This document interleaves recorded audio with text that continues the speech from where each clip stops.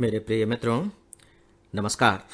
Friends, आपको याद होगा कि कल मैंने आप सबसे व्यवहार के संयमीकरण की बात कही थी, यानी कि अभी जो समय है और उसकी चुनौतियां जितनी गंभीर है, इसे देखते हुए बहुत ज़रूरी है कि जब हम घर पर हैं तब अपने व्यवहार को बहुत अधिक संयमित रखें।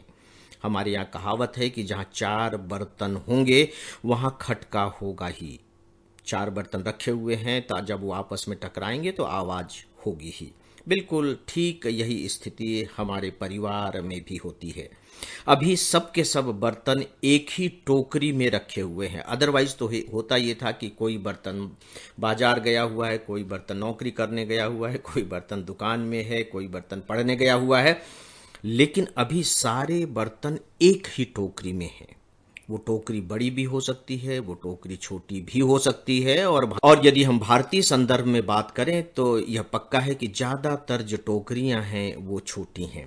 टोकरी छोटी है, उसमें रखे गए बर्तनों की संख्या बहुत ज़्यादा है, तो ऐसे में उनमें टकराव होता ही होता है, होगा ही होगा। लेकिन फिलहाल हमें इस तथ्य को झुठलाना है, किसी भी हालत में झुठलाना है, चाहे उसके लिए हमें अपने अंदर कितनी भी अधिक ताकत क्यों न पैदा करनी पड़े, कितनी भी स्थिति ऐसी क्यों न हम अपने अंदर उत्पन्न करें कि हम बर्दाश्त कर रहे हैं।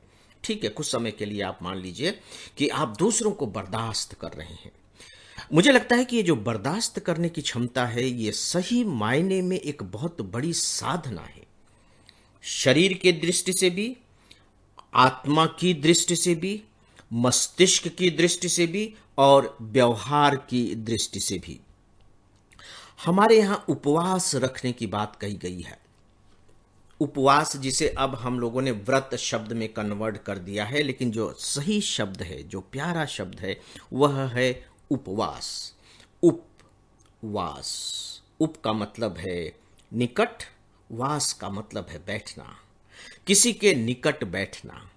तो अब आप किसके निकट बैठ रहे हैं? अब आप देखिए कि उपवास में हम करते क्या है। उपवास में ऐसा नहीं है कि हमारे घर में जो पूजा स्थल है, जहां हमने भगवान रखे हुए हैं, वहां हम जा करके दिन भर चुपचाप बैठे रहते हैं कि तुम्हारे निकट बैठे हुए हैं। उनके पास तो जाते हैं, 2 4 5 मिनट बैठे, भोग वोग लगा दिया, अगरबत्ती लगा दी और इसके बाद चले गए, फिर तो जाते ही नहीं। लेकिन फिर भी हम उपवास में हैं। हम यही कहते हैं कि भैया कैसे हो, खाना खा लो, कहीं आप जाएंगे दोस्त के यहाँ, नहीं नहीं आज मेरा उपवास है। तो आप कहाँ से उपवास है? आप तो अपने घर से पता नहीं कितनी दूर निकल करके अपने दोस्त के यहाँ चले गए, फिर भी आप कहते हैं कि आज हमारा उपवास है। आप सही कह रहे हैं, इसे समझने की कोशिश कीजिए। उपवास के तहत जो विधान किया गया है कि आप ईश्वर के निकट कैसे बैठ सकेंगे, तो उसके लिए विधान किया गया कि आप भोजन नहीं करेंगे, जल ग्रहण नहीं करेंगे। अब चलिए, उपवास के अलग अलग तरीके हैं, कुछ में तो भोजन जल कुछ भी नहीं ग्रहण करते। रमजान के समय में आप देखिए कि ये कितनी कठिन साधना है।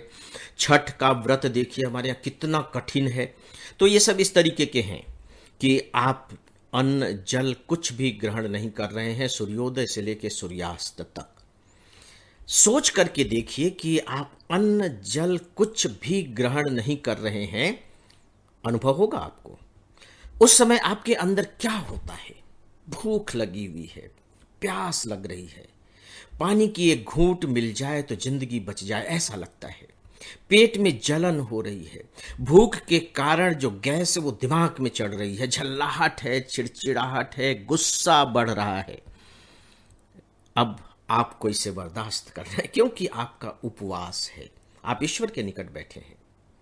तो सीधी सी बात है कि जब हम अपने अंदर की ये जो हमारी इंद्रियां हैं वो जो डिमांड कर रही हैं, और डिमांड पूरी न होने पर जिस तरह से रिएक्ट कर रही हैं, जब हम उन पर पूरी तरह से नियंत्रण पा लेते हैं, तब हम ईश्वर के निकट पहुंच जाते हैं। इनफैक्ट ये जो ईश्वर के निकट पहुंचना है, ये अपने ही निकट पहुंचना होता है, क्योंकि तभी हम अपने आप को समझ पाते हैं, सही मायने में पहचान पाते हैं कि अच्छा हम ये हैं। मैं उपवास हूं, दिन भर घर को सिर पर उठाए हुए हूं, तुमने ये नहीं किया, तुम वो हो, तुम ऐसे हो, तुमको ऐसा करना चाहिए, क्योंकि अंदर चिड़चिड़ाहट पैदा हो रही है, और वो चिड़चिड़ाहट पैदा हो रही है भूख के कारण।